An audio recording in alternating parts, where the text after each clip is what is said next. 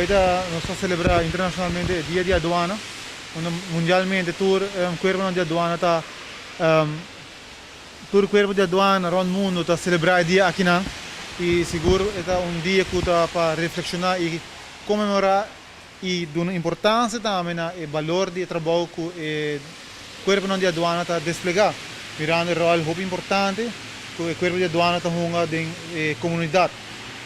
Na Aruba é uma exceção, que nós também estamos celebrando isso aqui para hope anos acaba. Mi mês tem 20 anos, 21 anos de dienst e de ormadrina de dienst e acaba de celebrar.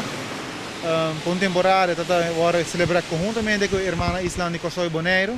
Depois, para vários anos, aqui não é um lugar, cada país está celebrando individualmente no país.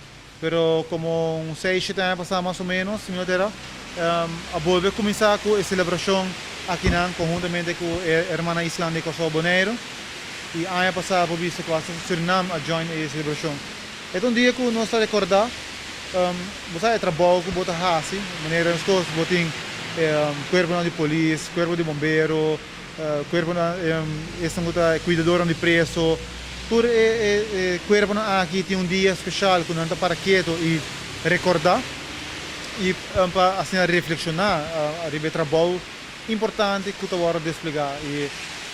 Aqui na Aruba é anche lamentavelmente nós visto que devido à situação pela qual trata a pandemia, tudo coisa vai levar low profile. Na Aruba eigenlijk não tem nada mesmo, nenhum santo sacrifício de missa não tem, lamentavelmente. Não estou compreendendo a Corsol se está tem esse para o chiquito, pero esperando que coisas por melhorar e que outro ano nós possamos celebrar em grande. Dus essa é a situação que nós temos e bij deze nogmaals ik heb uma palavra de felicitação para todos os membros e colegas do Corpo de Aduana de Aruba e também do Corpo de Aduana de Kosovo e Bonaire e demais Corpo de Aduana no mundo para o dia de hoje e toch recordar apesar que nós estamos em situação que nós estamos agora.